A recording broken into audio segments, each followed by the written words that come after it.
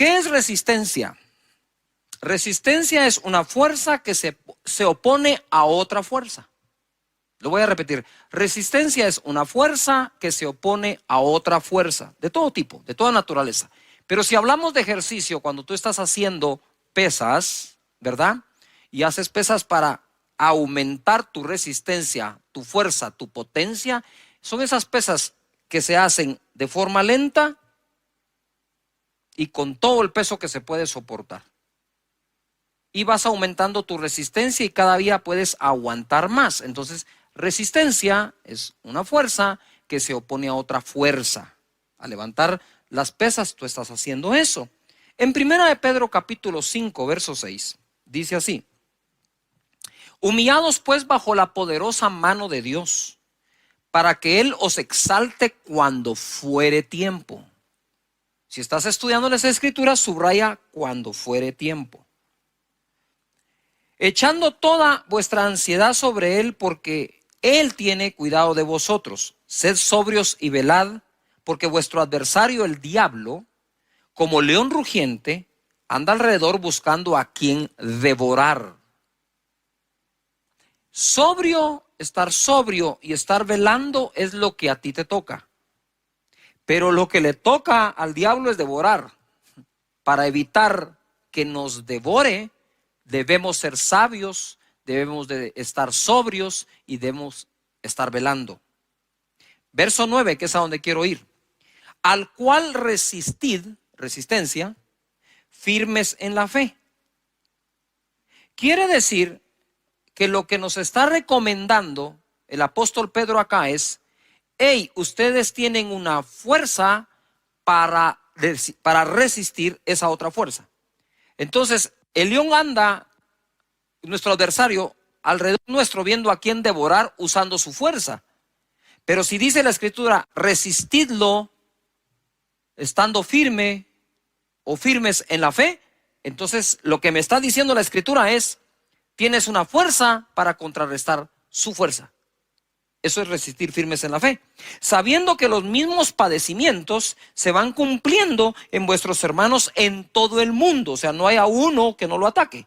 Verso 10, mas el Dios de toda gracia, que nos llamó a su gloria eterna en Jesucristo. Ojo, después que hayáis padecido, no queda otra, que hayáis padecido un poco de tiempo, Él mismo os perfeccione, afirme, fortalezca y establezca.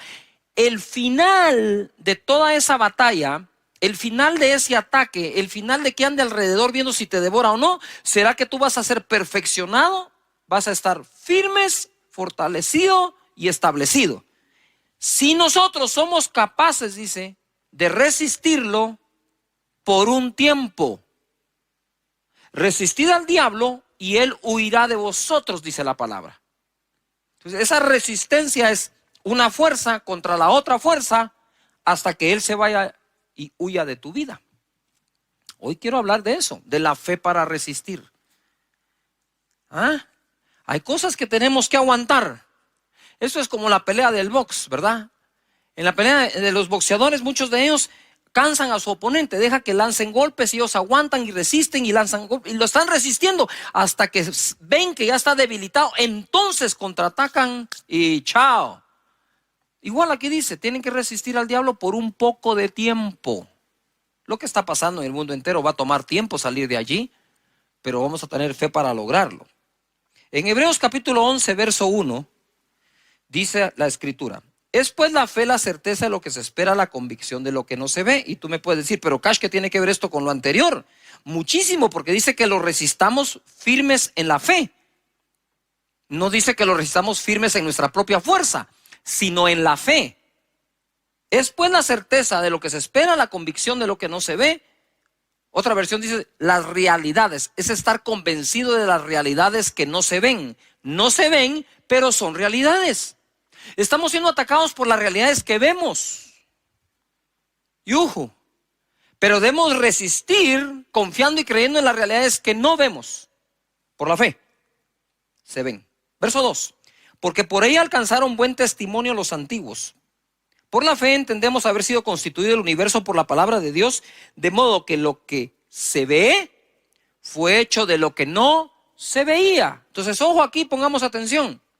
Estamos siendo atacados por las cosas que se ven. Y vamos a estar firmes resistiendo todo eso, creyendo en las realidades que no se ven. Pero ojo, pero pronto de lo que no ves, pero crees, será hecho lo que verás. Lo llegarás a ver. Por eso cito la fe. Y hablando de la fe, la Escritura me enseña que por la fe es que los antiguos alcanzaron buen testimonio. Si nosotros estamos en la era de la fe y de la gracia, pues deberíamos de ser tan exitosos y aún más que aquellos en aquella época. Todo lo que lograron, lo lograron por la fe. Aún fueron justificados delante de Dios por medio de la fe. Hebreos capítulo 11, verso 8. Quiero hablar del padre de la fe. Abraham, cuando yo llegue al cielo por la gracia y misericordia de Dios, si me deja entrar, lo primero que voy a hacer, entre otras cosas, es conocer a todos estos que están en Hebreos 11. Y hay que empezar por el padre de esa fe, que es nuestro padre Abraham. Por la fe Abraham, siendo llamado, obedeció para salir al lugar que había de recibir como herencia, y salió sin saber a dónde iba. Por la fe habitó como extranjero en la tierra prometida, como en tierra ajena, morando en tiendas con Isaac y Jacob, coherederos de la misma promesa, porque esperaba la ciudad que tiene fundamentos, cuyo arquitecto y constructor es Dios. Por la fe también Sara, siendo estéril, recibió fuerza para concebir y dio a luz aún fuera del tiempo de la edad, porque creyó que era fiel quien lo había prometido. Por lo cual también de uno, y ese ya casi muerto, salieron como las estrellas del cielo en multitud, y como la arena innumerable que está a la orilla del mar. Debemos tener una fe para resistir, pero debemos tener una fe para recibir. Son dos cosas diferentes.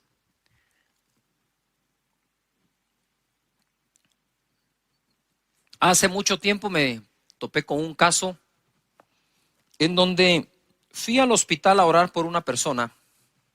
Esta persona estaba en el intensivo. Y aunque no lo creamos, a veces cuando se ha sufrido mucho, un consejo positivo cae mal. O sea, cuando la gente ya está dañada emocionalmente y uno quiere ser positivo con ellos, toman lo positivo como algo que, ¿qué crees vos? Que nosotros no, qué sé yo, ¿no? Pues yo llegué a ese lugar, estaba en la sala de espera, quería entrar a orar al intensivo por la persona, y saben que esos intensivos van entrando cada cierta hora, muy pocas personas que se les admite o se les da permiso. Yo buscaba el permiso de la familia para poder entrar a orar. Y entonces ellos me dijeron, pero mira, Cash, me dijeron, y nosotros sí tenemos fe. Mira lo que le pasó a mi hija, lo que le pasó a mi hijo, mira cómo estamos. Y me contó todos los problemas de los cuales no habían salido, pero los habían aguantado. Y en ese momento yo recibo un impacto en donde la palabra que oigo aquí adentro es, aquí sí existe fe, me dijo el Señor, sí existe fe, pero fe para aguantar. Les hace falta la fe para salir o para avanzar. Entonces yo respeté, no dije nada, dije, bueno, muchas gracias, nos vemos.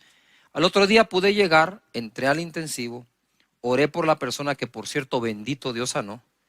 Y justo cuando estábamos orando, estábamos ahí con mi esposa, vienen los demás amigos y familiares, ¿verdad? Porque somos amigos y conocidos. Y en ese momento dije, nos tenemos que ir, ¿verdad? Hay que proteger la fe.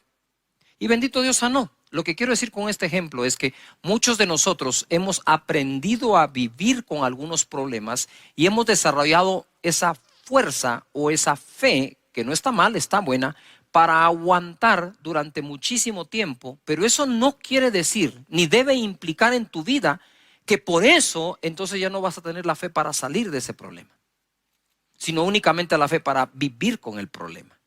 Yo entiendo las dos cosas. Hay momentos que tenemos que creer para aguantar, pero no que eso nos robe el creer para salir. Dios te da la fe para aguantar, pero Dios también te da la fe para salir. Abraham salió sin saber a dónde iba. Y la escritura dice, que leímos, que echemos nuestra ansiedad sobre él para que él nos exalte cuando sea tiempo.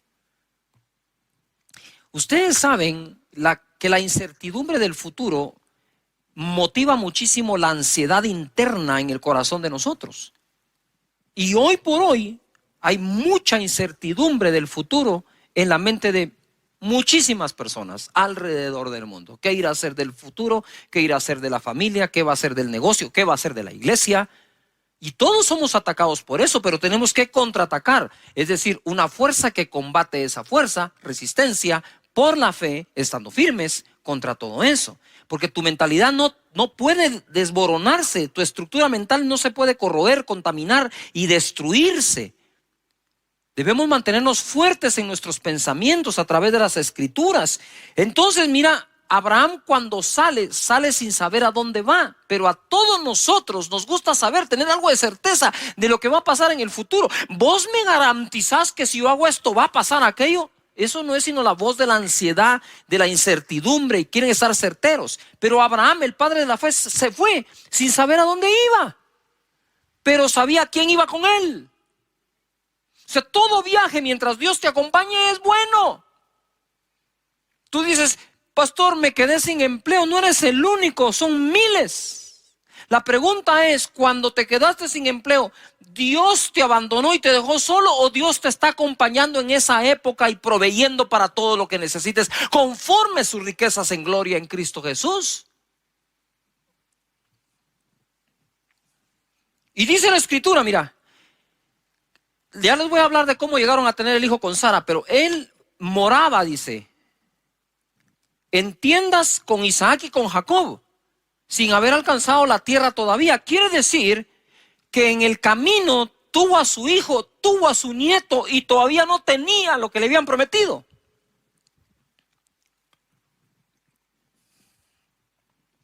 Pero si tienes un destino a dónde ir,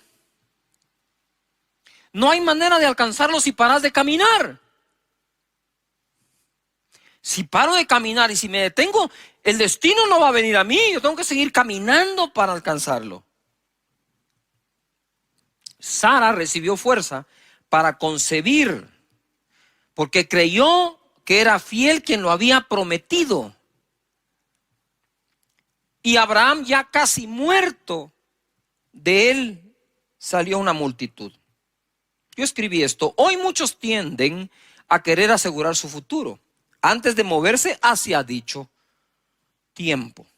Exigimos demasiado la certeza de cosas antes de tomar decisiones. Sin embargo, el padre de la fe salió sin saber a dónde, confiando en Dios. Habitó junto al hijo y nieto en tiendas, esperando lo que Dios prometió. Y ojo, y no encontrando un sustituto para ello. Él esperaba esa ciudad diseñada por Dios. Y en el camino pudo haber tenido muchas ofertas para sustituir aquello en lo que estaba creyendo. Tú no puedes aceptar sustitutos de la promesa que Dios te ha hecho a ti. Debes continuar estando firme, resistiendo, aguantando, creyendo hasta alcanzar lo que te prometió Dios. Pero muchos en el camino encuentran sustitutos a lo que Dios prometió.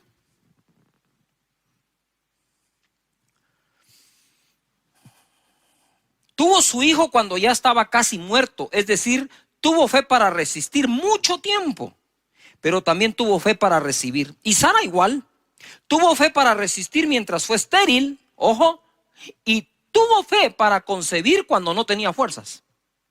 Porque una cosa es que era estéril, pero dice que ella recibió fuerzas para concebir. Son dos cosas distintas.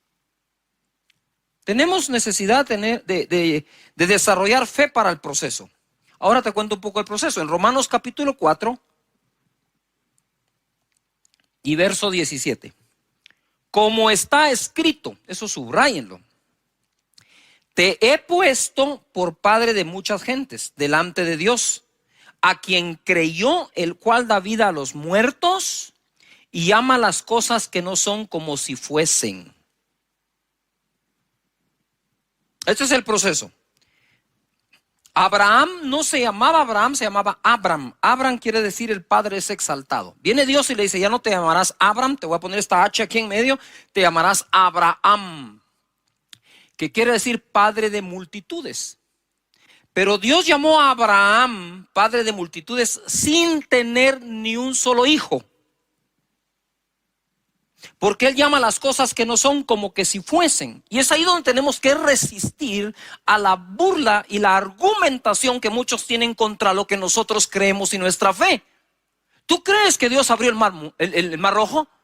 Ah, pues alguien se va a burlar y dice, ¿cómo se te ocurre? ¿Crees que Jericó se cayó dándole vueltas hasta que se derribaron los muros? ¿Ah? ¿Tú crees que Jesús sanaba enfermos de lejos, a los leprosos, y ni siquiera tocarlos, diciéndole que fueran al sacerdote? ¿Crees que Pedro caminó sobre el agua? Pues esas cosas a la mente de mucha gente son ridículas, y entonces nos tratan de ridiculizar en nuestra fe.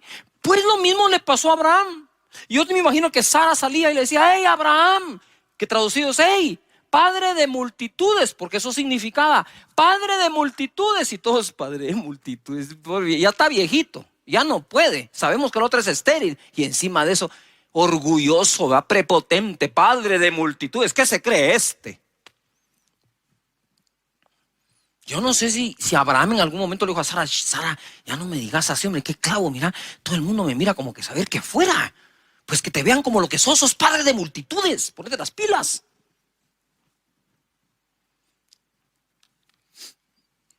Llama las cosas y lo puso por padre sin tener ni un hijo. Él ya te puso a ti por muchas cosas sin que todavía ocurran. Pero es que las cosas no pasan para que creo para que pasen. Te lo repito, las cosas no van a pasar para que creas, porque crees, van a pasar.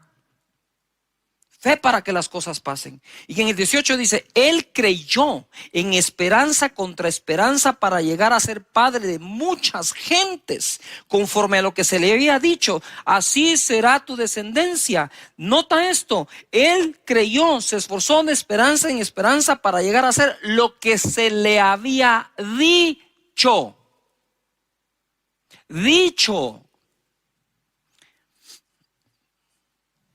Yo podría decirles, miren mis hermanos, aquí la cosa se va a poner más fea.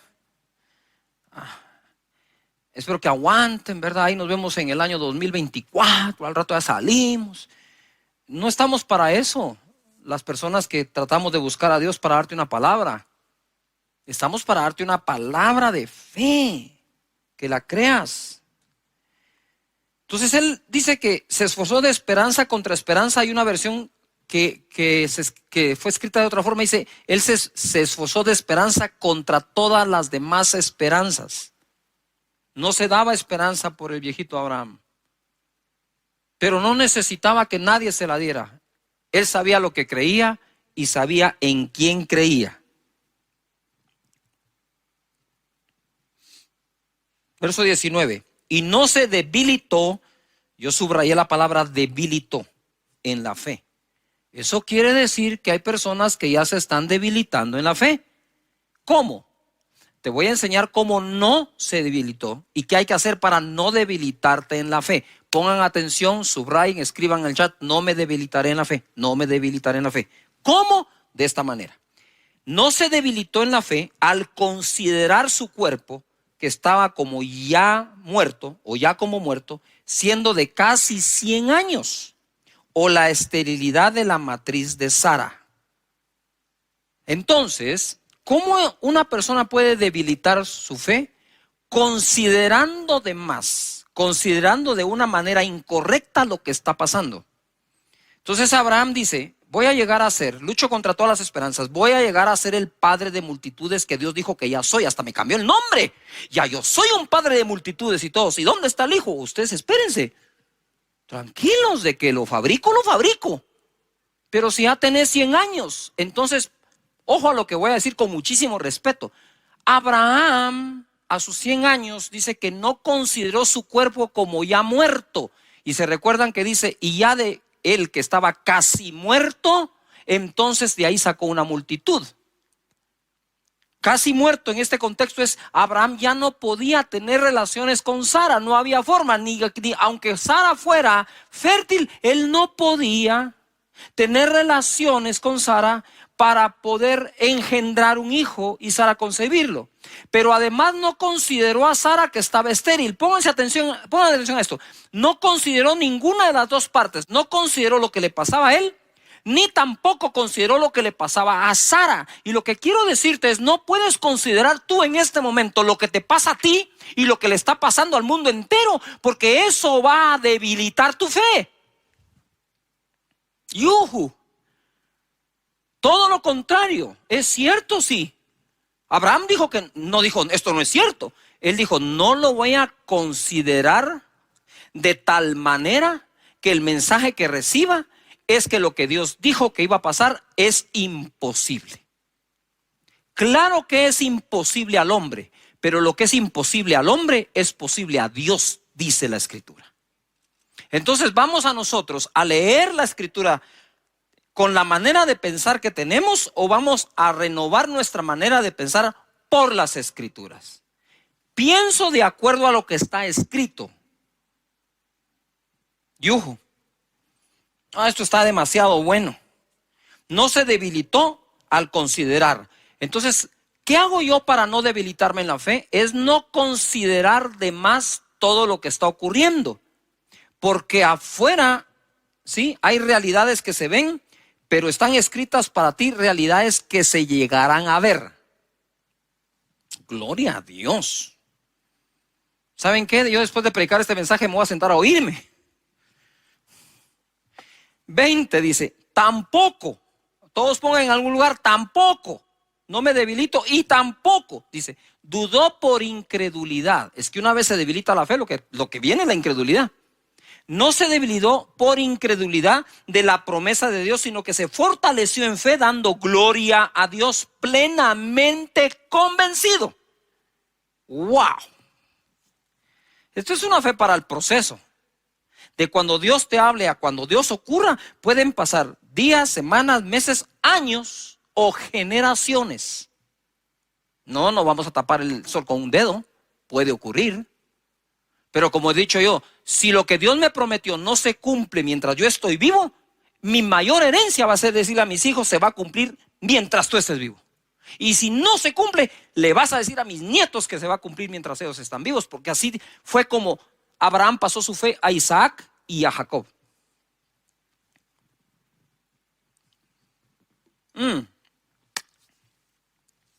Plenamente convencido de que era también poderoso para hacer todo lo que había prometido, por lo cual también su fe le fue contada por justicia. Por Dios santo. Gloria a Jesús. La fe es lo que justifica. Saben, a mí me trauma Hebreos capítulo 11, en el buen sentido de la palabra. Porque me identifico tanto, porque en Hebreos 11 no hay una sola persona perfecta, ni siquiera cerca de la perfección, ni una sola. Y todos fueron justificados mediante la fe. En Hebreos capítulo 11, verso 17. Entonces ahora Abraham por fin se esforzó, llegó a ser padre de uno. Ahora tenía un hijo. Y ahora viene acá y dice, por la fe Abraham cuando fue probado. Muy bien. Primero puse fe para el proceso. Ahora escribe fe para la prueba. Porque tu proceso pareciera terminar cuando se cumplió una promesa, pero quizás después de cumplirse la promesa vendrá una prueba. Y dice, por la fe Abraham cuando fue probado ofreció, escribe la palabra ofrecer, ofreció a Isaac. El que había recibido las promesas, de nuevo, ofrecía su unigénito. Por eso es que yo le digo, subrayen la palabra ofreció, ofrecer, porque es clave, se está repitiendo. Fue probado, ofreció a Isaac su único al que ofrecía. Habiéndosele dicho, en Isaac te será llamada descendencia. Entonces, la descendencia, ¿de dónde iba a salir ahora? De Isaac. Dios le pide a Isaac y uno podría decir, no, momentito, ¿por qué me vas a pedir Isaac? Si Isaac fue lo que me prometiste, ya me lo diste y ahora Si tú me lo prometiste, me lo diste, ahora, ¿qué voy a hacer yo? Y estuvo dispuesto por una razón. Mira cómo crecía Abraham en fe. Habiéndosele dicho, en Isaac te será llamada descendencia, pensando, pensando, que circular eso, que Dios es poderoso para levantar aún de entre los muertos, de donde en sentido figurado también le volvió a recibir. Por la fe bendijo a Isaac a Jacob y Esaú respecto a cosas venideras. Ay, Padre eterno, no sé qué más decirles. Gracias, Señor Jesús, ¿verdad? Fe para el proceso, fe para la prueba, fe para volver. Lucas capítulo 22, verso 31. Dijo también el Señor: Simón, Simón, he aquí Satanás os ha pedido para zarandearos como a trigo, pero yo he rogado por ti que tu fe no falte. De nuevo, fe. Y tú, una vez vuelto, confirma a tus hermanos. Lo que quiero decir con esto es que probablemente personas que me están oyendo ahora ya perdieron algo o mucho. Pero quiero decirles que estamos orando para que tu fe no falte, y una vez vuelvas, una vez te recuperes, una vez te vuelvas a levantar, sirva lo que pasaste para testificar a los demás y afirmar a tus hermanos, tu familia, tus amigos, tus hermanos en Cristo. Entonces desarrollamos fe para el proceso, fe para la prueba, fe para volver. El colmo de los colmos de la fe es que el escritor de la ley caminó por fe y no por la ley. Te lo voy a leer así rápido porque esto es importante. Hebreos 11:23 dice: por la fe Moisés, cuando nació, fue escondido por sus padres por 3 meses, porque le vieron niño hermoso y no temieron el decreto del rey. Por la fe Moisés, hecho ya grande, rehusó llamarse hijo de la hija de Faraón, escogiendo antes ser maltratado con el pueblo de Dios que gozar de los deleites temporales del pecado, teniendo por mayores riquezas el vituperio de Cristo que los tesoros de los egipcios, porque tenía puesta la mirada en el galardón. Mirada, esta es la clave aquí, mirada. Por la fe dejó a Egipto, no temiendo la ira del rey, porque se sostuvo como viendo al invisible. Paren allí. En el verso 26, quisiera que subrayes o encierres o hagas lo que seas, remarques, mirada. En el verso 27, quiero que subrayes viendo. Él se sostuvo como viendo al invisible. Eso es Dios. ¿Estamos de acuerdo? Pero dice que tenía puesta la mirada en el galardón. Yuju. Mientras mantengas tu mirada en el invisible, mientras te sostengas como viendo al invisible, creyendo que Dios está contigo, no hay nada de malo que pongas tu mirada en un galardón. Yuju. No hay nada de malo que pongas tu mirada en estos tiempos en decir: yo creo que en estos tiempos tan malos mis finanzas se pueden multiplicar. Y la gente dice: deja de ver eso. Sí, pero es que yo me sostengo viendo al invisible. Moisés se sostuvo viendo ¿a quién? Al invisible, pero puso su mirada ¿en dónde? En el galardón. Me encantan esos versos porque rompen con la religiosidad. Tú puedes decir: no, eso no es así. Claro, porque tú estás leyendo de acuerdo a lo que ya pensabas, no estás pensando de acuerdo a lo que estás leyendo. Si pensamos de acuerdo a lo que leemos, no hay nada de malo, ahí está escrito. Y es Moisés, autor de la ley, justificado por la fe. Digo yo: Moisés, ¿qué haces aquí en Hebreos 11 si tú eres autor de la ley? Sí, pero aunque escribió la ley, solo se puede salvar por la fe. Por la fe celebró la Pascua, dice, y la aspersión de la sangre, para que el que destruía a los primogénitos no los tocase a ellos, y declaramos y creemos que no va a tocar nuestra morada todo esto. Por la fe pasaron el mar Rojo como por tierra seca, e intentando los egipcios hacer lo mismo, fueron ahogados. Es que miren, hay fórmulas que no le van a funcionar sino solo a los que creen en Dios y su palabra. Hebreos 11:32. ¿Y qué más digo? Porque el tiempo me faltaría contando de Gedeón, de Barak, de Sansón, de Jefté, de David. Todos ellos tuvieron fe para aguantar, tuvieron fe para resistir, pero tuvieron fe para triunfar. Gedeón estaba escondiendo en el lagar el trigo, porque los madianitas venían y lo saqueaban. Y el pueblo del Señor estuvo seguro en Gosén. Ahí está, en Gosén el pueblo. Y está escondiendo el trigo Gedeón. Tuvo fe para aguantar. Pero un día el Señor le va a dar la victoria después de que él viene, se le presenta, Gedeón le ofrenda y entonces le revela la estrategia. Gedeón tenía 32,000 personas y en un solo día le diezmó el ejército, y en otra instrucción de 32,000 personas, Gedeón se quedó con 300. ¿Qué era eso para combatir a los madianitas? Y Dios le dijo, son muchos y no van a glorificar a Dios. Se van a gloriar en sus propias fuerzas. Así que le quitó Dios. A veces Dios quita, entre comillas, para poder ser Él glorificado y que tú lo conozcas más y que para Él no hay nada imposible. ¿Qué ocurre acá? Se queda con 300 y termina venciendo a los madianitas, donde los mismos ellos mismos se confunden entre ellos y se matan a espada entre ellos. No tuvo que hacer nada más Gedeón que obedecer a Dios. Es impresionante cómo alguien puede tener fe para aguantar y a veces le falta fe para salir. Tienen fe para resistir y les falta fe para triunfar. Te repito de nuevo ahora, el boxeador puede hacer que su enemigo se canse dándole golpes, aguantando los golpes. Y una vez agotado el enemigo, contraataca. Resistamos, dice, en la fe, fuerza que combate otra fuerza.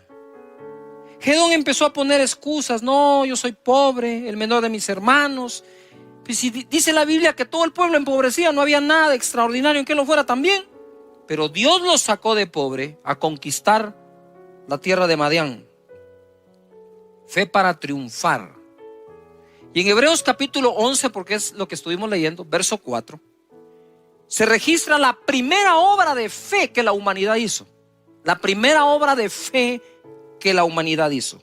Verso 4. Por la fe, Abel ofreció a Dios más excelente sacrificio que Caín, por lo cual alcanzó testimonio que era justo, dando Dios testimonio de sus ofrendas, y muerto aún habla por ella.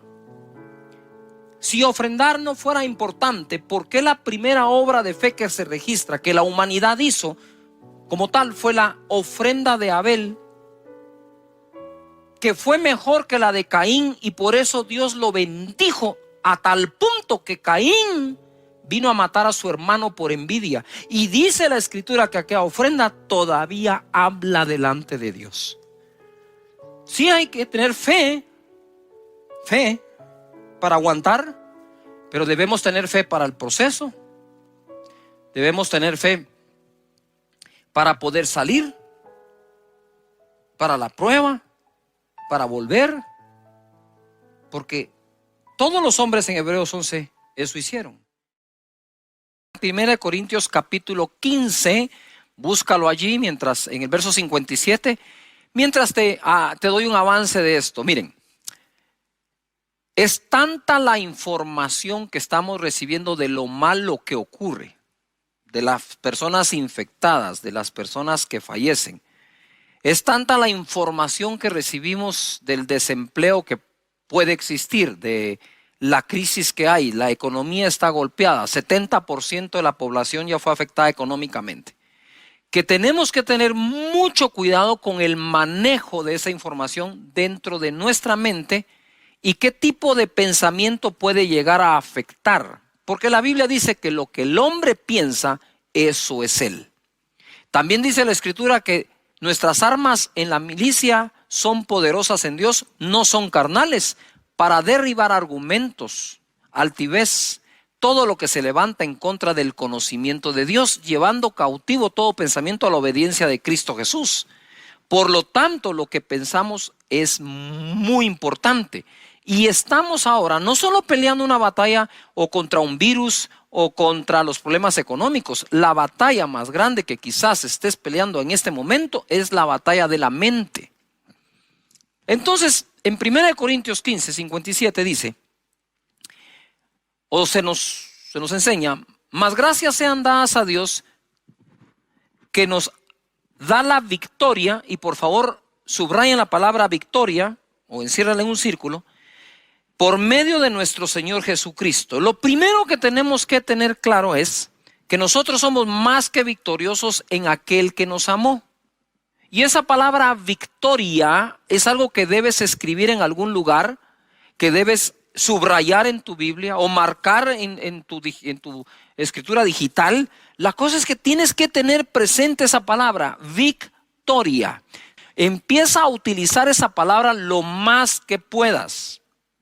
Entonces, sigue así. La Escritura nos sigue enseñando. Así que, o como consecuencia, así que, hermanos míos amados, estad firmes y constantes, creciendo en la obra del Señor siempre, sabiendo que vuestro trabajo en el Señor no es en vano. ¿Qué es lo que quiero decir? Es, mientras sigamos contando las historias que no son de victoria, porque no creo que en esta época todas las historias sean de fracaso. Hay historias, muchas historias que son de victoria. Entonces yo digo, ¿por qué no empezamos a buscar todos los testimonios posibles dentro de nuestra gente? Hay muchísimos. Nosotros no solo escuchamos oraciones, escuchamos testimonios y aprovechando que estamos hablando del tema, puedes ir a casadedios.org y escribir tu testimonio. ¿Qué es lo que glorifica a Dios? Ojo, nuestros problemas no glorifican a Dios. Es la fe que tenemos en Él y su palabra para salir del problema. Y temo por algunos que están entrando en el modo de fe para aguantar y se están olvidando de ponerse en modo de fe para salir. No es lo mismo tener fe para aguantar un problema que tener fe para salir del problema. Nos urge movernos a un modo de fe para salir y no solo para aguantar. Si te acostumbras a solo aguantar, pronto será tu nuevo normal el andar aguantando. Y si bien es cierto, hay que aguantar, hay que resistir, pero es creyendo que vas a salir. Entonces, en los casos de victoria, dice, me recuerdo, dice, o nos enseña la victoria que Dios nos dio en Cristo Jesús, así que por eso debo estar firmes. Quiere decir que los casos de victoria nos inspiran a estar firmes, a ser constantes y a seguir creciendo, sabiendo que nuestro trabajo no es en qué, en vano. Debemos buscar testimonios de victoria. Escríbelos, coméntalos, agarra tu celular, manda un testimonio de victoria a tu grupito del chat. Les quiero contar, que bendito Dios, tuve este milagro, me pasó esto, me pasó lo otro.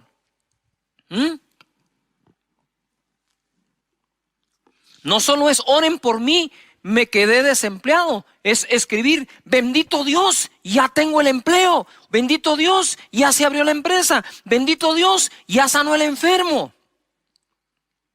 Tenemos que llenarnos de esos casos.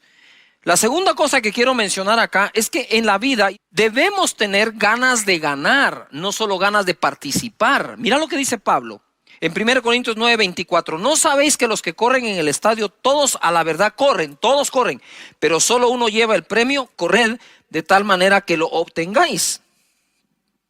Ojo en esto, lo decía hace unos días. qué importante es distinguir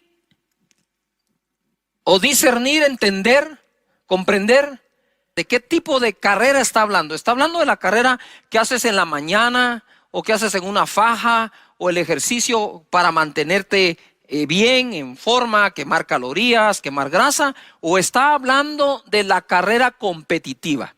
Porque aquí dice, todos en el estadio corren, pero solo uno lleva el premio. Corran de tal manera que lo obtengan. Y hay una gran diferencia entre aquel que corre por quemar calorías y aquel que corre para meterse a una maratón. O sea, el hombre que va a correr o la mujer que va a correr una maratón se prepara de diferente forma, duerme de diferente manera, come de diferente manera, pero además de eso adquiere un conocimiento extra. Como decía yo, no es lo mismo que tú vayas con tu amigo a jugar al tenis, por decir algo, o incluso al fútbol, y vas a jugar porque hay que pasar el tiempo, y es divertido, es buenísimo. Que otra cosa es, bueno, ¿qué es lo que debes aprender para competir en ese deporte? Entonces Pablo nos está exhortando a que no hagamos las cosas como de, nada más como de rutina, sino como que fuera competencia. Es decir, si vas a correr, dice, tenés que comprender algo. Todos corren, pero solo uno lleva el premio. Y le dice, y ustedes corran de tal manera que lo obtengan. Entonces imagínate lo que Pablo está diciendo. Si todos nosotros acá, la banda y nosotros vamos a hacer una carrera, dice, bueno, todos ustedes van a correr, pero les dejo claro algo. Solo uno lleva el premio. Corran de tal manera que lo obtengan. Pero si solo uno va a llevar el premio, pero nos pide que todos corramos como que fuéramos nosotros el que va a obtener el premio. Pablo era competitivo, pero competitivo en todo lo que hacía. Y me encanta cuando usa los deportes. Ahora bien, ahí les va algo. Mira, aunque obviamente yo creo en el poder del Espíritu Santo, en la persona del Espíritu Santo, es vital, es el centro de todo lo que soy y hago. Ustedes se recuerdan que al principio del año, muchísima gente empezó a hablar de la visión 2020, entonces como es el año 2020, hay que tener visión 2020 y todo se iba por ahí, ¿verdad? Yo lo respeté mucho y me quedé, pero ahora orando, intercediendo, recibí un 2020 muy bueno. Un 2020 muy bueno. Segunda de Crónicas 20:20 dice, y cuando se levantaron por la mañana salieron al desierto de Tecoa, y mientras ellos salían, Josafat estando en pie dijo, oídme Judá y moradores de Jerusalén. Subrayen lo que viene. Creed en Jehová vuestro Dios y estaréis ¿qué? Seguros. Segunda de Crónicas 20:20. Creed en Jehová vuestro Dios y estaréis seguros. Creed a sus profetas y seréis ¿qué? Prosperados. Cuando yo leo esto, recibo un impacto y digo, Padre, oro porque el segunda de Crónicas 20:20, sea por ti enormemente bendecido, que la gente esté en ti segura, que le crean a tus profetas y sean bendecidos y prosperados. Quiero hacer una pausa acá. ¿Cuántos que están en casa conectados quieren junto con su servidor creer? Vamos a ver la mano de Dios moviéndose de forma poderosa, sobrenatural, bendiciendo las vidas, bendiciendo los cuerpos con salud, bendiciendo la economía de cada persona. Mis hermanos, puede estar pasando muchas cosas en el mundo, pero tú tienes que comprender que tú crees en Dios y sus escrituras. Así que voy a hacer una pausa para orar en esto y seguimos con la enseñanza. Padre, en el nombre de Jesús, te doy gracias por cada persona, individuo y familia, y te pido, Señor, de verdad, de todo corazón, que la segunda parte de este año mejore enormemente para cada persona que en ti confía. Y aunque alrededor nuestro puedan haber muy malas y muchas noticias de ese tipo, vamos a creer en las buenas tuyas, Señor. En el nombre de Jesús, amén. Amén. Bueno, entonces tenemos necesidad de estar pensando y creyendo en la victoria que Cristo nos dio. Estamos creyéndole a Dios por un tiempo mejor. Y ahora quiero hablarles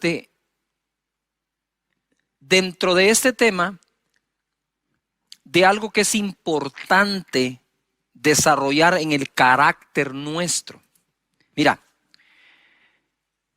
Yo no creo haber dejado de ser pastor de jóvenes, pero cuando oficialmente eso era lo que hacía como tal, yo me di cuenta de algo. En esa época en que el joven y la jovencita quieren encontrar pareja, novio, novia, hacen como que su listado de todo lo que quieren tener, ¿verdad? Yo no sé si ustedes están como que ilusionados por qué hombre quieren como novio, qué mujer como novia, pero normalmente hacen su listado, ¿verdad? Tienen sus sueños, su anhelo. Entonces está aquella jovencita que dice, yo quiero primero se ponen espirituales, ¿va? Porque no, eso no falla. Señor, que te ame a ti sobre todas las cosas, ¿verdad que sí? Que te sirva de todo corazón.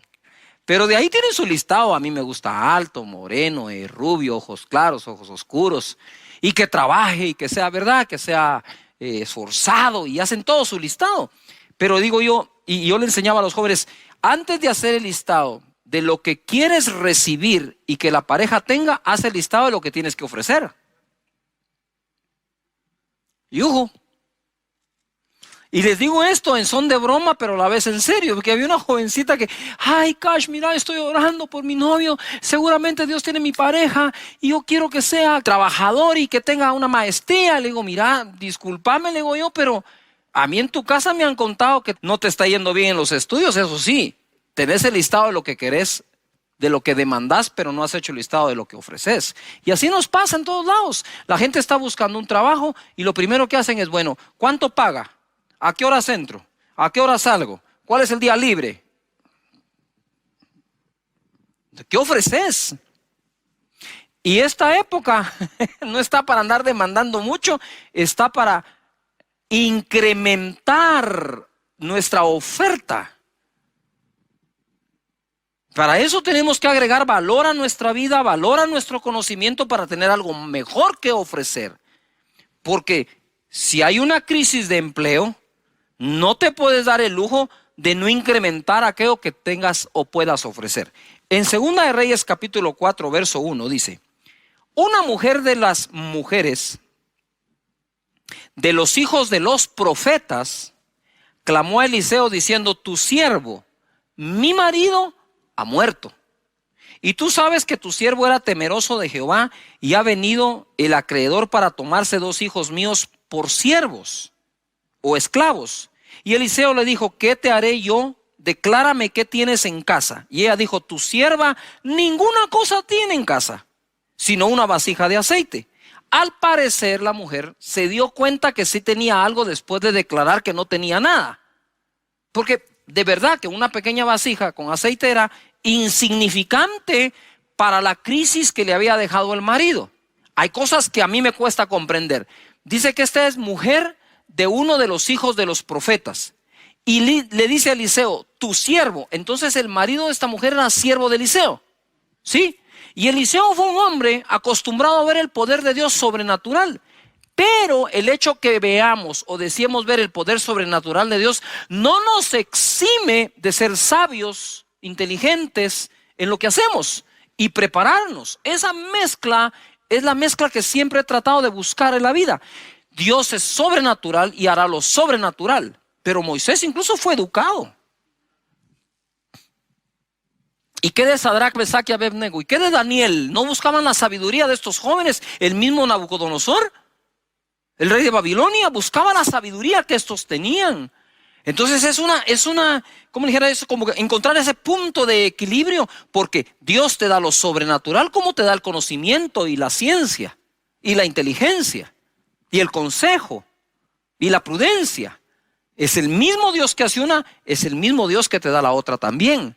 Y no entiendo cómo este hombre, siendo se supone discípulo de Eliseo, dejó endeudada a la viuda. Me cuesta entenderlo, muchísimo. Pero, ¿verdad? ¿Por qué cuesta entenderlo? Por ese estereotipo que tenemos de los hombres de Dios que no pueden fallar en nada. Eso es una gran mentira, fallamos en muchísimas cosas. Somos vulnerables igual que todos, cometemos errores igual que todos, ¿verdad? Entonces este hombre quizás cometió ese error de dejar endeudada a la viuda y ahora venía un problema mayor. tenía que pagar la deuda entregando a sus hijos como esclavos. ¿Qué madre quiere eso? Nada, imagínate. Quedas viuda y encima de eso endeudada. No hay con qué pagar la deuda. Te piden a los hijos como garantía. Y ahora lo que tienes es una vasija con aceite. Decime si no se parece a las situaciones que estamos viviendo hoy. Quiero decirte que el luto que la humanidad está viviendo hoy no se trata solo de un ser querido que pudo haber fallecido. El luto se suman muchos, la pérdida del trabajo, la pérdida de una oportunidad que justo era en ese momento cuando todo empezó. Hay muchas cosas pasando y por eso le decía, la batalla mental es muy fuerte y tenemos que pelearla llenando nuestra mente de palabra de Dios, de escrituras, de promesas de Dios, de confianza en Él. Verso 3. El profeta le dijo, ve y pide para ti vasijas prestadas en todos tus vecinos. Vasijas vacías, no pocas, le dijo. Entra luego y enciérrate tú y tus hijos y echa en todas las vasijas y cuando una esté llena, ponla aparte. Le dio hasta un método para hacerlo. Y se fue la mujer y cerró la puerta, encerrándose ella y sus hijos.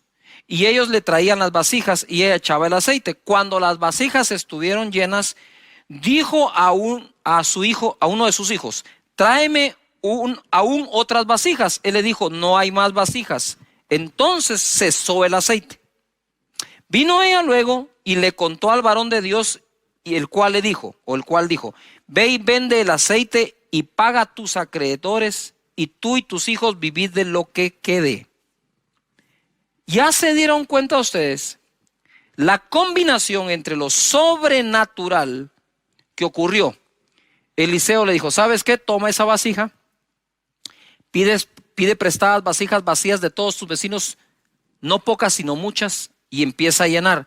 Cada vez que termines de llenar una vasija, ponla aparte.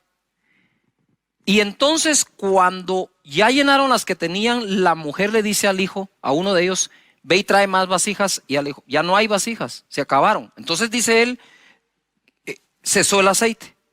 Y viene el profeta y le dice, bueno, ahora vende todas. Eso es una instrucción. ¿Qué es lo que a la gente no le gusta? A la gente le gusta, el milagrote, pero las instrucciones ya no. Y es ahí donde la cosa ya no funciona. Entonces la instrucción es, vende las vasijas, paga la deuda. Y con lo que quede, vive tú y tus hijos. Pero ¿qué hace la gente hoy? Todo lo contrario. ¿Verdad? Toman para vivir como quieren y a ver si queda para pagar la deuda. Totalmente al revés de lo que el profeta dice. Ahora entendemos lo que hace un rato dije. Crean los profetas y serán ¿qué? Prosperados. ¿A quién le creyó aquella mujer? Al profeta Eliseo. ¿Y qué ocurrió? Ocurrió el milagro, pagó la deuda y le quedó para vivir. Hay que ser sabios en el manejo del presupuesto. Hay que ser sabios en el manejo del presupuesto. Todo el tiempo debemos serlo. Ahora ojo acá. Me impresiona que el marido de aquella mujer no pudo hacer en vida por ella lo que Dios hizo habiendo quedado viuda usando solo una vasija de aceite. Lo que no pudo hacer el marido, lo hizo Dios. Mira, quizás tú ya encontraste muchas razones para fracasar. Así que más te vale encontrar una para triunfar. ¿Quieres que lo repita? Quizás ya encontraste muchas razones para fracasar, pero más te vale buscar una para triunfar. Aquella mujer estaba desamparada y en una situación difícil. No acomodes tu fe a lo que está pasando. Que lo que está pasando se empiece a acomodar a tu fe, a lo que le crees a Dios. Salmo 46:1 dice, Dios es nuestro amparo y fortaleza, nuestro pronto auxilio en la tribulación o en las tribulaciones. Por tanto, no temeremos aunque la tierra sea removida y se traspasen los montes al corazón del mar. No temeremos, dice, aunque la tierra entera sea removida y los montes se tiren al mar, ¿Por qué? Porque Dios es nuestro amparo y nuestra fortaleza, nuestro pronto auxilio en las tribulaciones.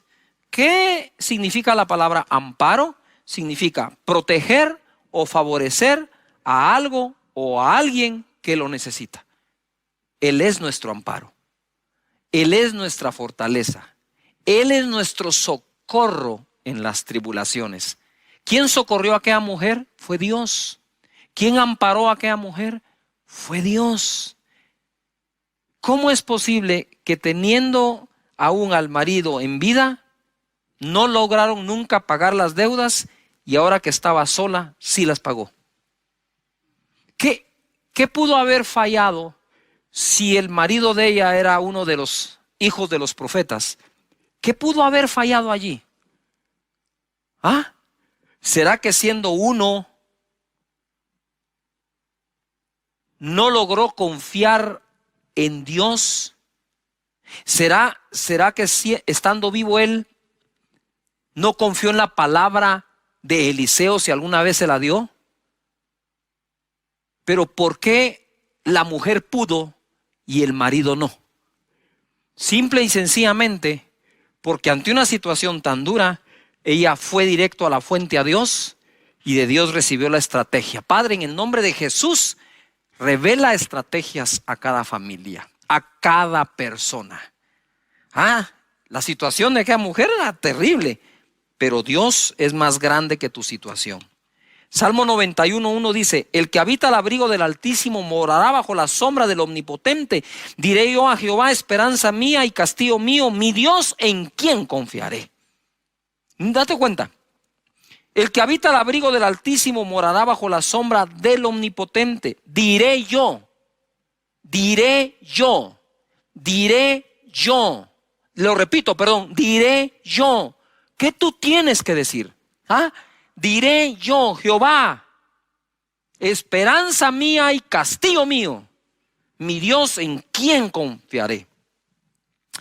El desamparo puede llevarnos a la tristeza y la depresión, pero también puede llevarnos a buscar a Dios como nunca antes y ser amparados por Él y terminar morando bajo su omnipotencia. Y nada nos será imposible. Ojo, lo mismo que deforma a las personas, forma a otras personas. Aquella mujer, al quedar desamparada debido a la muerte de su cónyuge, tuvo un encuentro con la omnipotencia de Dios. No digamos con el Dios de la omnipotencia. Y notar esto. Personas, por ejemplo, cuando lo rechazan, de verdad se vuelven personas resentidas, malas, haters. Pero otros, cuando han sido rechazados, se vuelven empáticos, aman al prójimo, y lo mismo que deformó a uno es lo mismísimo que formó al otro. Hijos que que vimos disuelto el hogar de nuestros padres, nos convertimos en personas de bien, y otros, por menos de eso, se convirtieron en personas de mal. Aquella mujer se pudo haber convertido a saber en qué. Al quedar viuda, desamparada, se pudo haber amargado, y no que los profetas, sino que, y este que era tu siervo, mira lo que está pasando. Nosotros conocemos la buena historia en medio de la crisis, pero pudo haber sido una mala historia también. Eso va a depender de la reacción que tú tengas ante todo lo que está pasando a tu alrededor.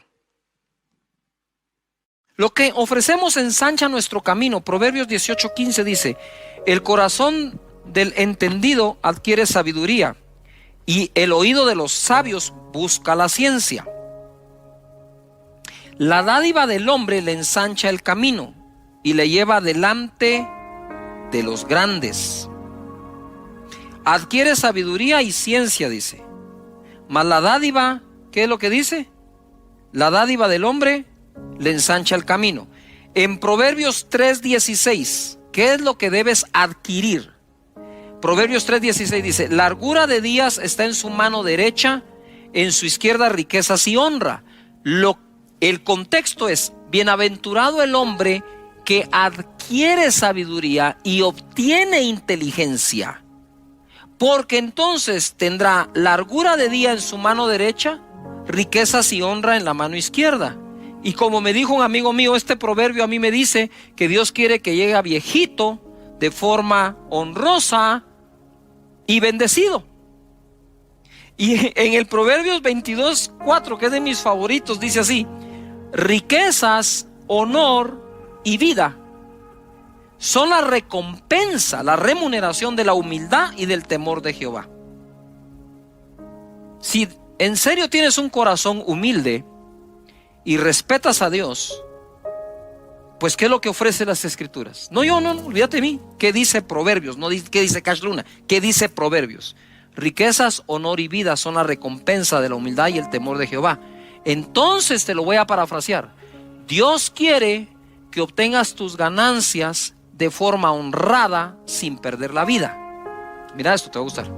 Dios quiere que obtengas tus ganancias, ingresos, riqueza, de forma honrada sin perder la vida. Entonces hay quienes obtienen sus ganancias de forma honrada, pero se viven enfermando del estrés que tienen. Pero la voluntad de Dios es que obtengas tu ganancia de forma honrada sin enfermarte por el trabajo que tienes. Ahí tú puedes ver el bienestar total de Dios. Dice: sí, yo te quiero bendecir económicamente, pero quiero bendecirte con principios y valores y manera de trabajar de forma honrada, y que puedas tomar tu tiempo para descansar y usar la inteligencia que te doy para trabajar, para que no necesites enfermarte mientras haces tu ganancia de forma honrada. Entonces la voluntad de Dios es tan global que dice: está bien, te voy a bendecir económicamente, te voy a bendecir formando tu carácter y cuidando tu salud. ¿Qué más quieren? Dios está presente en todas las áreas de tu vida. Ahora bien, vuelvo de nuevo a Proverbios 18:15. El corazón del entendido adquiere sabiduría, lo que acabamos de enseñar, y el oído de los sabios busca ciencia. Pero la dádiva del hombre le ensancha el camino y le lleva delante de los grandes. Entonces puedes ser muy sabio, puedes tener mucho conocimiento, pero lo que te lleva delante de los grandes hombres es lo que das. Lo que das me refiero a lo que ofreces. Yuhu. Es esa oferta que brindas de tus servicios, de tu trabajo, de lo que sabes hacer o de lo que estás aprendiendo a hacer. Eso es lo que te ensancha el camino, dice la Escritura. Mira, dice acá la palabra en Proverbios 18:15, ahí mismo, pero en la versión Dios habla hoy: los sabios e inteligentes adquieren los conocimientos que buscan. Con un regalo se abren todas las puertas y se llega hasta la gente importante. Cuando hablo aquí de un regalo, ¿qué tal si en esta época ofreces tus servicios a las personas de tal manera que les des una muestra de lo que puedes hacer sin necesidad de cobrar? Le dice: pastor, ¿de qué está hablando usted? No, pero es que aquí dice, ¿verdad? Esto, lo que quiero decirte es: deja que la gente pruebe tu trabajo. Que lo pruebe, a ver si les gusta. Haz un pequeño proyecto esperando que te den el otro, no sé. Pero aquí está clara la Escritura, ¿no? Esa mentalidad de demandar en lugar de ofrecer no es la mejor manera de salir adelante, nunca, y menos en este momento. En Éxodo 1:13 y 14 dice: y los egipcios hicieron servir a los hijos de Israel con dureza y amargaron su vida con dura servidumbre en hacer barro y ladrillo y en toda labor del campo y en todo su servicio, al cual los obligaron con rigor. Capítulo 3, verso 18 dice así: y oirán tu voz e irás tú y los ancianos de Israel al rey de Egipto, y les diréis: Jehová, el Dios de los hebreos, nos ha encontrado. Por tanto, nosotros iremos ahora camino de 3 días por el desierto para que ofrezcamos sacrificios a Jehová nuestro Dios. Cuando yo leí esto, dije: wow, ¿qué pasó aquí? ¿Por qué Dios lo primero que le pidió al pueblo es salgan y ofrezcan? Porque la mentalidad de ellos ya había sido afectada por generaciones de esclavitud que no creían ser capaces de ofrecer algo. Ya el pueblo estaba subyugado a ver si alguien les daba algo. ¿Cómo Dios podría conquistar la tierra prometida con todo un pueblo cuya mentalidad había sido rebajada a eso? Y por eso Él va a forzar su mente a que crean que pueden ofrecer algo. Que puedan ofrecer algo. Me recuerdo que estuve yo en un país en Noches de Gloria. Terminábamos muy tarde y nos llevaron a comer a un restaurante. Fuimos ahí, comimos, cenamos. Ya era muy tarde y nos sirvieron muy bien. La atención fue espectacular. Y entonces yo le dije al mesero: mire, fíjese que nosotros, ese día todavía no había Noches de Gloria, era otro día. Le dije: fíjese que mañana tenemos un evento y vamos a salir bastante tarde. ¿A qué hora cierran ustedes? Y él me dijo: no importa a qué hora cerramos, nosotros lo podemos esperar a la hora que sea, me dijo. Pero mire, le dije, podría ser 1 o 2 de la mañana. No importa, nosotros lo esperamos. Wow, dije yo. Efectivamente, dije, qué actitud más buena. Fuimos a comer al otro día, muy tarde, y el mesero con una actitud impresionante. Entonces yo pensé, este hombre debe ser el dueño. Y le pregunté: mire, ¿usted es el dueño de este restaurante? No, me dijo, yo no soy el dueño, soy un mesero. ¿Y por qué se queda tan tarde? Mire, me dijo, es que si tiene tiempo le cuento la historia así breve. Me dijo: yo fui un empresario, gané mucho dinero, vino la crisis, vino la espiral, todo se vino abajo. Yo solía ir 4 veces al año a Estados Unidos a vacacionar con mi familia, me dijo. Y entonces sí, pero este es el único empleo que tengo ahora, me dijo. Mi empresa cerró, quebré. Así que si usted quiere y su equipo venir a comer a las 3 de la mañana, aquí vamos a estar a las 3 de la mañana, no importa. Y yo me fui de espaldas. Dije, este hombre se va a volver a levantar seguro.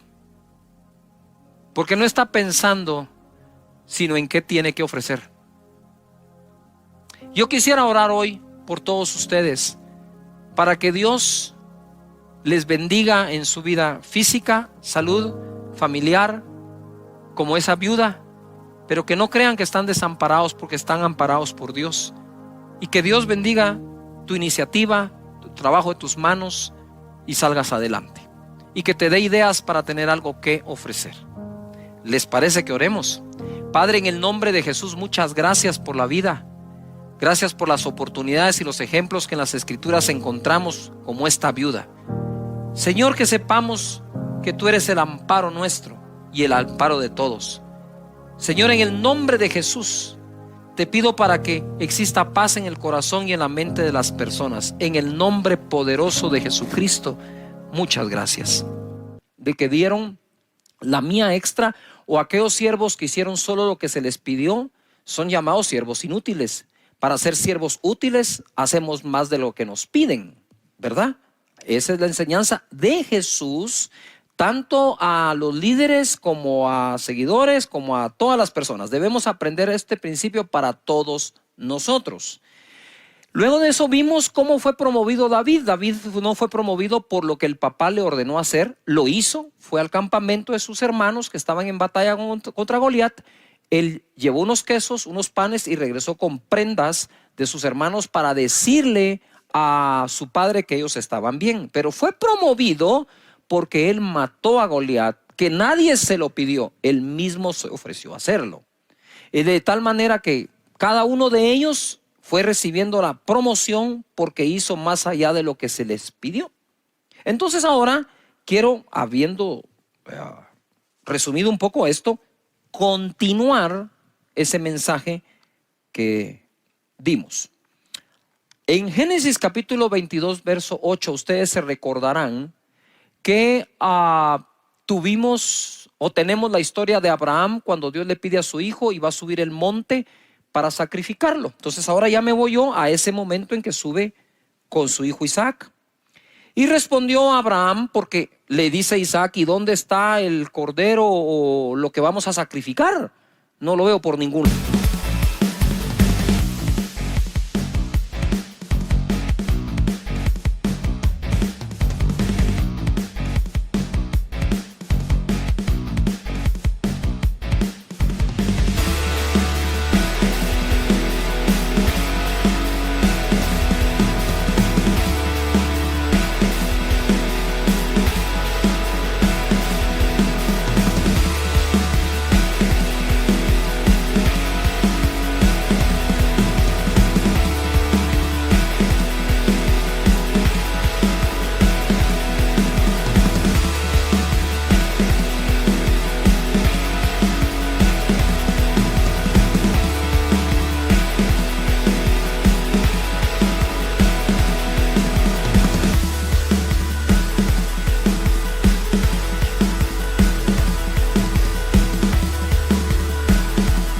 lado. Y entonces Abraham le contesta: Dios se proveerá de cordero para el holocausto, hijo mío. E iban juntos. ¿Tú te imaginas para Abraham subir el monte y contestarle al hijo: Dios se proveerá cordero para el sacrificio, tú tranquilo, hijo mío? Y el hijo no sabía lo que le podía esperar. En el verso 9, cuando llegaron al lugar que Dios le había dicho, edificó allí Abraham un altar y compuso la leña y ató a Isaac su hijo y lo puso en el altar sobre la peña. Y extendió Abraham su mano y tomó el cuchillo para degollar a su hijo. 11. Entonces el ángel de Jehová le dio voces desde el cielo y le dijo: Abraham, Abraham. Y él respondió: heme aquí. Y dijo: no extiendas tu mano sobre el muchacho ni le hagas nada, porque ya conozco que temes a Dios, por cuanto no me rehusaste tu hijo, tu único. Entonces alzó Abraham sus ojos y miró, y he aquí en sus espaldas un carnero trabado en un zarzal por sus cuernos. Y Abraham fue y tomó el carnero y lo ofreció en holocausto en lugar de su hijo. O sea, sustituyó al hijo por un carnero, cosa que Dios no le pidió. Dios no le pidió el carnero, que quede claro. Esto ya es de la voluntad de Abraham, más allá de la obediencia de Abraham.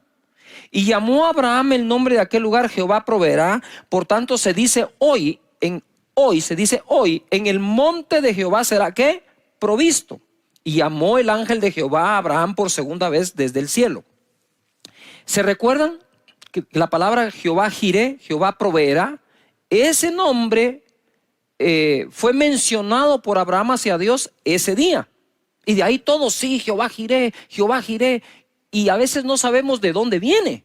Viene de esto. En el verso 16 le dice el ángel: por mí mismo he jurado. Anota esa palabra, jurado. Ponle, jurado. Por mí mismo he jurado, dice Jehová, que por cuanto has hecho esto, que fue sacrificar el carnero, y no me rehusaste tu hijo, tu único hijo, el cual Dios le pidió, de cierto te bendeciré y multiplicaré tu descendencia como las estrellas del cielo y como la arena que está a la orilla del mar, y tu descendencia poseerá las puertas de sus enemigos. Le he puesto por título la enseñanza de hoy: el día que Dios juró. Él dice que nosotros no podemos jurar, simple y sencillamente porque ¿por qué podemos jurar?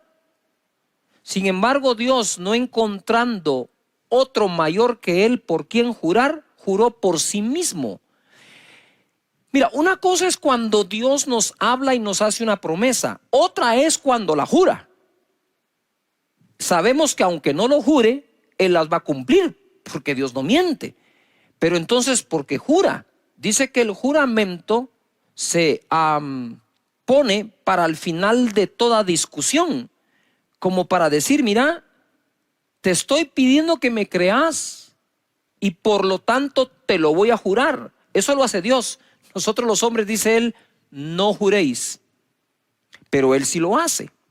Ahora, aquí quiero que noten algo que es bien importante.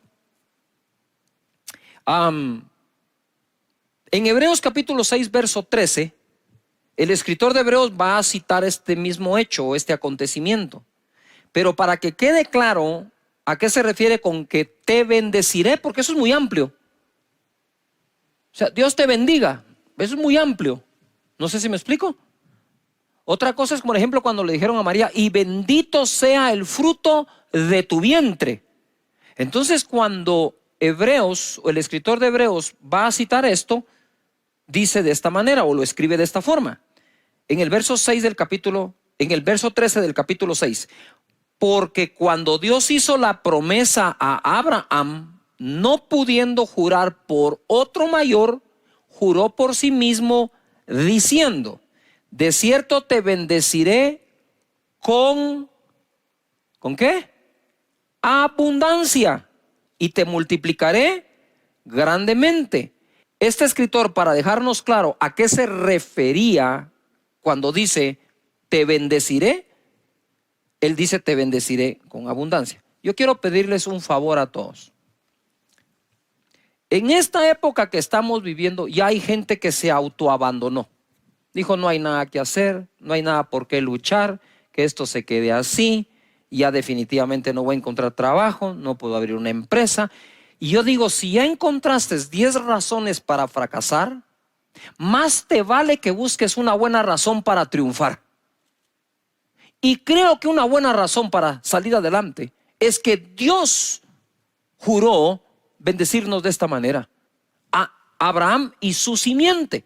Ahora quiero que pongan un poquito de atención a esto, porque se pone súper interesante. Ustedes que están acá, pónganle atención a esto. A parar un poco. Mira, ¿qué fue lo que Dios le pidió a Abraham? ¿A su hijo qué? A su hijo Isaac, a su único. Lo va a presentar en sacrificio cuando el ángel le dice, hey, no hagas eso, no hagas eso. Ya yo sé que temes a Dios al no rehusarle al hijo único. Entonces él voltea a ver, encuentra al carnero trabado en un zarzal, lo toma y lo sacrifica en lugar del hijo. Entonces, por la fe se dio por sacrificado Isaac, ¿verdad? Pero aunque no lo sacrificó, pero es un carnero el que sacrifica. Y le dice Dios, por cuanto hiciste esto de sacrificar al carnero, pon atención, y no rehusarme a tu hijo, de cierto te bendeciré con abundancia y multiplicaré tu descendencia. Ojo, porque esto se pone interesante y fenomenal. A mí me palpita algo aquí adentro. Dios hizo de Abraham un hombre muy rico y lo hizo un gran ganadero. ¿Se recuerdan? Eso surge del sacrificio del carnero. Le dice, te bendeciré con abundancia. Se refería a la multiplicación de ese carnero. Y multiplicaré tu descendencia. ¿Por qué tu descendencia? Porque le ofreció a su hijo. Entonces iba a ser bendecido en su descendencia e iba a ser bendecido en todo lo que significaba o representaba el carnero. Pero nosotros debemos ser sinceros con Dios y decirle, Señor, me urge que bendigas la economía de mi casa, de mi hogar, de mi empresa. Ustedes saben que solo en Guatemala, según las noticias nos dicen, el 70% de la población ya fue afectada económicamente. Si pretendemos salir de forma natural, es difícil que lo logremos, pero si nosotros vamos delante de Dios como fue Jacob, ¿sí? Como fue Abraham, como fue Isaac, que de hecho somos tan bendecidos como ellos, porque el libro de Gálatas dice que la bendición de Abraham nos fue dada a los gentiles en Cristo Jesús. En ese monte donde ocurrió eso, no porque fue al monte y dijo, voy a subir al monte a hacer una declaración. No, él no subió a hacer al monte una declaración, él subió al monte a ofrecer. Y ofreció a su hijo, a quien le dijo, hey. Dios no ha pedido sacrificios humanos, solo hizo para probar a Abraham. Era su único. Y al ponerlo ahí, Dios le dijo, voy a multiplicar tu descendencia por cuanto no me negaste al hijo. Y te voy a bendecir con abundancia por cuanto sacrificaste el carnero. Las dos cosas, el carnero eran el trabajo, el negocio, digamos, al que Abraham se dedicaba. Y el hijo su descendencia. Dios bendiga nuestra descendencia y bendiga nuestro trabajo. Así que escríbelo. Dios bendice mi descendencia. Dios bendice el fruto de mi trabajo. Escríbelo allí. ¿Esto está bueno o no? Va. Entonces, a eso lo puedes unir acá. 2 Corintios 9:10 dice. 2 Corintios 9:10. Y el que da semilla al que siembra y pan al que come, proveerá y multiplicará vuestra sementera y aumentará los frutos de vuestra justicia. Por favor, si pueden ustedes circular, subrayar o escribir en algún lugar la palabra sementera. ¿Qué es lo que Dios va a multiplicar? Ok, Él va a proveer y multiplicar ¿la qué? Sementera. ¿Sí o no? ¿Dónde está qué? La semilla. Todo buen sembrador sabe que debe escoger su mejor semilla si quiere tener su mejor ¿qué? cosecha. Y entonces dice acá, aumentará los frutos de vuestra justicia, y el fruto proviene obviamente de la semilla. Abraham, de nuevo, quiero volver a él. Él dijo, voy a aumentar, voy a bendecir, ¿sí?, tu sementera, por lo tanto tu descendencia. ¿Cómo puede ser posible que Abraham llegó a ser ese padre de multitudes que Dios le dijo, mira al cielo y si puedes cuenta las estrellas porque así será tu descendencia? Pero para pasar allí, le dijo, ¿me darías tu hijo? Para Abraham ya sé que sí. Por lo tanto, multiplicaré tu descendencia. Ah, y me trajiste un carnero. Y te voy a bendecir con abundancia. Allí en ese monte pasó eso, y en ese monte es donde a Dios se le nombra Jehová Jireh, Jehová nuestro proveedor. La situación no es fácil para nadie. Está difícil, está complicada. Pero aquellos que confían que es Dios el proveedor, duermen en paz porque saben que Dios se las va a arreglar para hacer llegar recursos a tu familia o a tu trabajo. Noten algo. Abraham le dijo a su hijo, Dios se proveerá. Dios se proveerá. No dijo Dios proveerá, dijo Dios se proveerá cordero.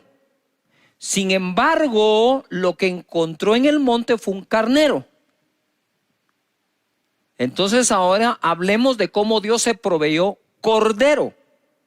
Juan 1:29. El siguiente día vio Juan a Jesús que venía a él y dijo, he aquí el Cordero de Dios que quita el pecado del mundo. Ahora sí, Dios se proveyó ¿qué? Cordero. Mira, él exigía al cordero sacrificado para el perdón de pecados. Esos corderos los traían y el sumo sacerdote se encargaba del sacrificio. Pero aquí Dios se está proveyendo a él mismo su propio cordero para perdonar los pecados de todos nosotros. Es aquí donde se cumple. Dios se proveerá cordero, porque es el cordero de Dios, no el cordero de los hombres para Dios, sino el cordero de Dios para Dios. Wow. Esto a mí me llena de emoción porque Jesús es nuestro Señor y nuestro Salvador y derramó su sangre por todos nosotros. Si Dios le pidió a Abraham a su hijo y Abraham no rehusó a su hijo, ¿cómo podría entonces Dios rehusar a su propio hijo? Y entonces dice, el que nos dio, el que no escatimó ni aún a su propio hijo, ¿no nos dará con él todas las demás cosas? ¡Wow! Y ojo, Abraham tampoco escatimó a su propio hijo y Dios le proveyó todas las demás cosas. Y ojo, para aquellos que querían algo más profundo y todo, pues ahí está.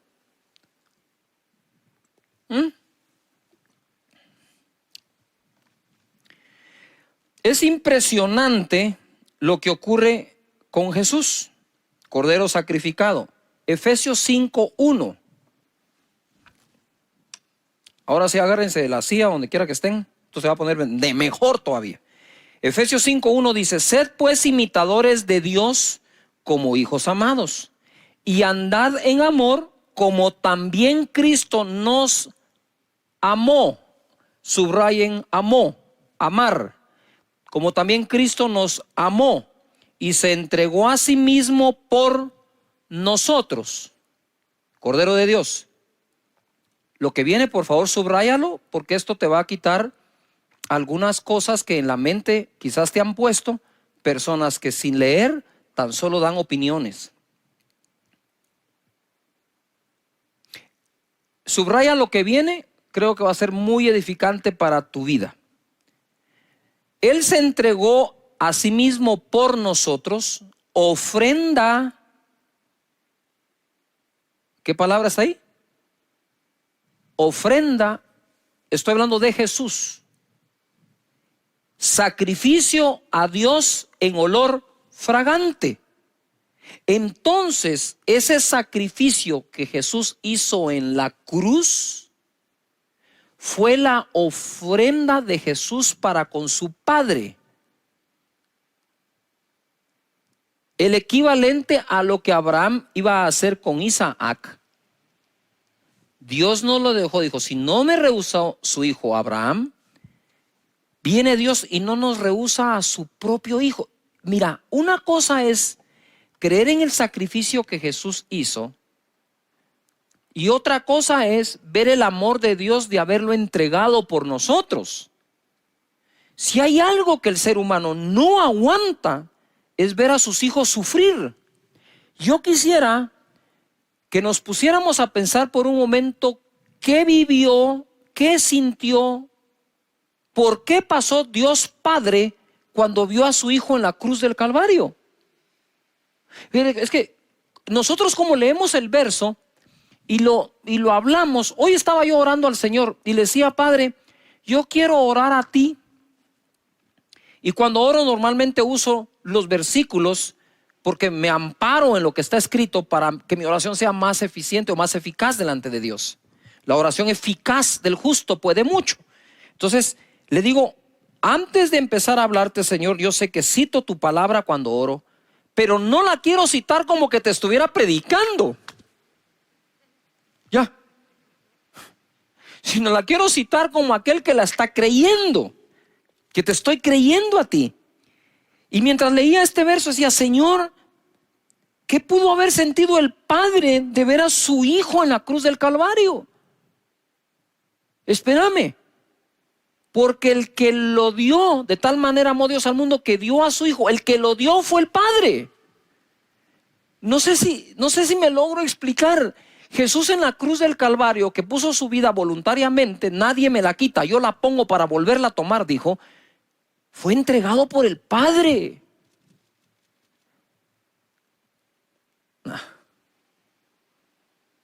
Ver a tu hijo sufriendo en la cruz, o ver a tu hijo sufriendo y saber que tú lo entregaste.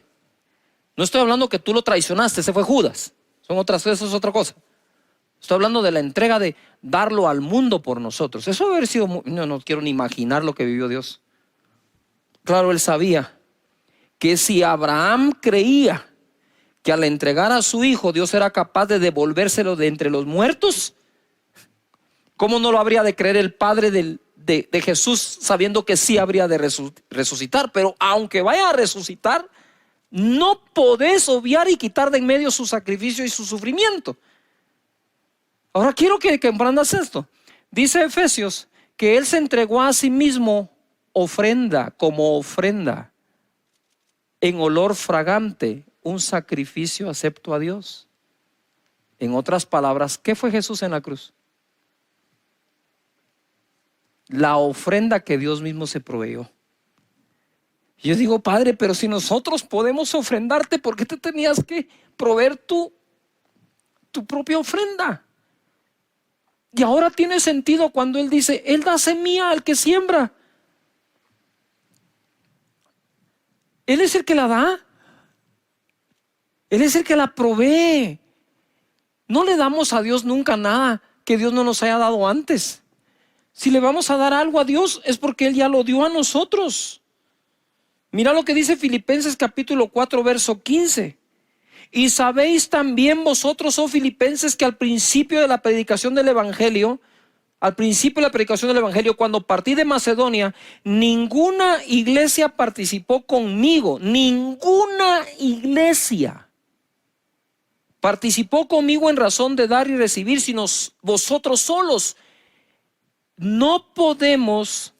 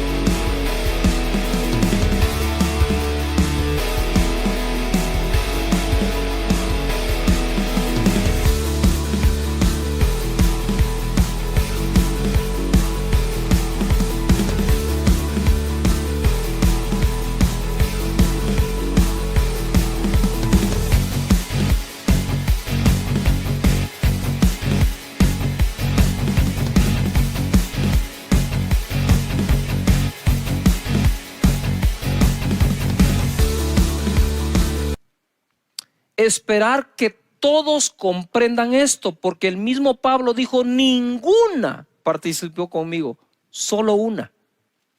Solo una tenía ese entendimiento en aquel entonces, los filipenses.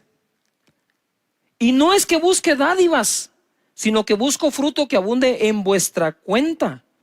Pero todo lo he recibido y tengo abundancia, estoy lleno, habiendo recibido de Epafrodito lo que enviasteis, olor fragante, sacrificio acepto, agradable a Dios. El mismo calificativo que le dio al sacrificio de Jesús en la cruz, sacrificio agradable a Dios en olor fragante, es el mismo calificativo que le da a nuestras ofrendas. Entonces, mientras algunos te pueden criticar por hacerlo, juzgar, señalarnos, perseguirnos, Dios dice, no. Eso es sacrificio agradable a mí en olor fragante. Lo que enviasteis. Y cuando dice enviar, como que estamos en esa época, ¿no? De buscar la manera de enviar la ofrenda. El 19 es la palabra que te tengo acá. Mi Dios pues suplirá todo lo que os falta conforme a sus riquezas en gloria en Cristo Jesús. Mi Dios pues suplirá todo lo que os falte conforme a sus riquezas en gloria en Cristo Jesús. Y aquí quiero hacer una pausa en esto y quiero regresar a cuando estaba diciéndoles, cuando oro le digo, Señor, voy a usar las escrituras, las uso, Señor, tu palabra dice, tu palabra dice, tu palabra, ¿verdad? Pero no como predicándole a Él, sino como recordándome en lo que estoy creyendo. Y de pronto orando, siento un impacto que algunos han perdido su sinceridad para hablar con Dios. Tú puedes decir, bueno, esto se acabó, hay que cerrar el negocio. Sí, pero no la provisión. Y como que, ahora vamos a ver qué pasa. Señores, no entren en ese estado. Esto va a durar más tiempo.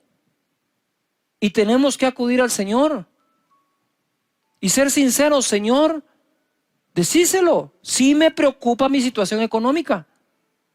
Hemos estado tensos en casa, discutimos, pero hemos llegado a un acuerdo que te vamos a creer a ti con todo el corazón. ¿Qué nos cuesta ser sinceros con Dios en lugar de andar fingiendo que somos los superhombres y supermujeres super mega espirituales cuando por dentro estamos afligidos, tenemos afán, preocupaciones? Vamos delante de Dios. Vamos delante de Él y yo digo, Señor, bendice a tu pueblo, bendice a tu gente, Señor, multiplícales. Mira, Proverbios 27:18 nos enseña, quien cuida la higuera de su pueblo, comerá su fruto. Quien cuida una higuera come de su fruto. Y el que mira por los intereses de su Señor tendrá honra.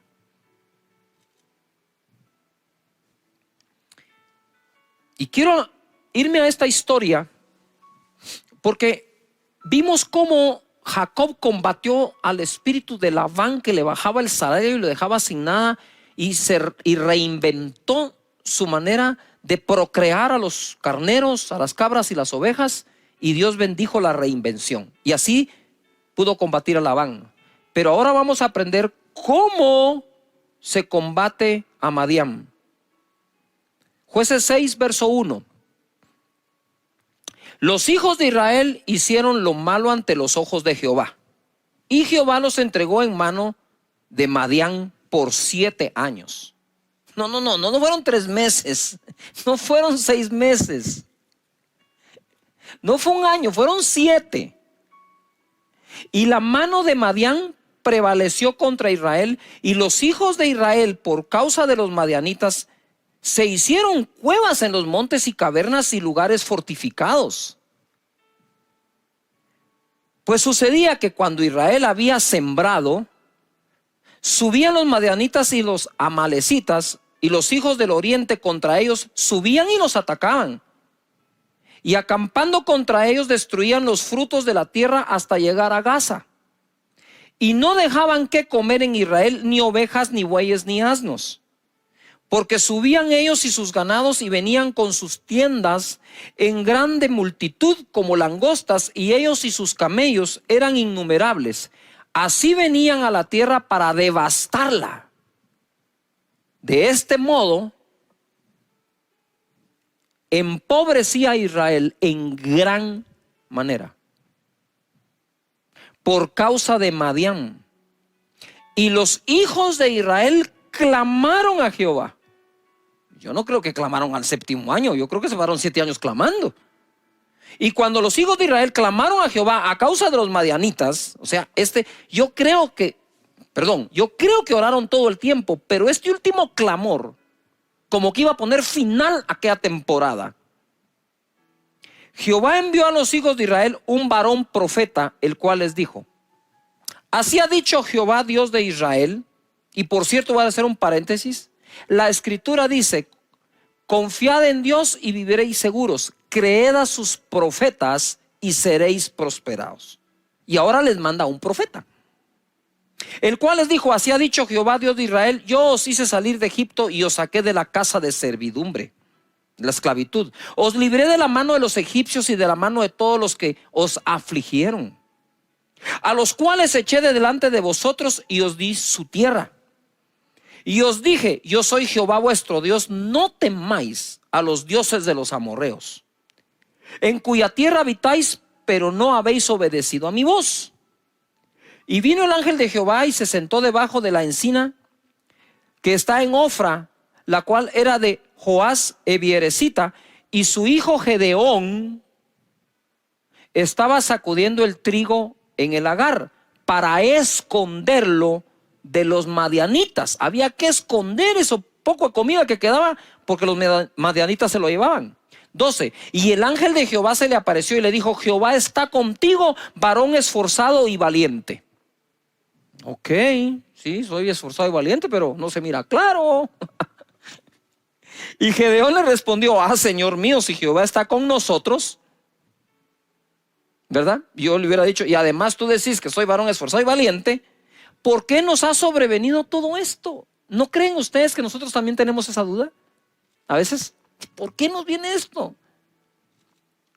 ¿Cómo saldremos de esto? ¿Y dónde están todas sus maravillas que nuestros padres nos han contado, diciendo: no nos sacó Jehová de Egipto? Sí, eso es pasado, pero ahora nos interesa el futuro, porfa. Y ahora Jehová nos ha desamparado y nos ha entregado en manos de los madianitas, que conste porque él les dijo la razón. 14. Y mirándole Jehová, no le habló. Una cosa es hablarle a alguien, otra cosa es quedársele viendo para hablarle. Cuando tú te le quedas viendo a alguien para hablarle, le estás diciendo: poneme toda tu atención, te voy a hablar. Y mirándole Jehová le dijo: ve con esta tu fuerza. ¿Cuál? ¿La esforzado y valiente? ¿O la fuerza de que adentro de su corazón permanecía que él creía que Dios era capaz de sacarlos? Pero ¿y dónde está todo lo que nos han contado? Ya van 7 años de esto. Y le dice: ve con esa tu fuerza y salvarás a Israel de la mano de los madianitas. ¿No te envío yo? Entonces le respondió: Señor mío, ¿con qué salvaré yo a Israel? ¿Con qué? ¿Con qué salvaré yo a Israel? Ojo, he aquí mi familia es pobre en Manasés,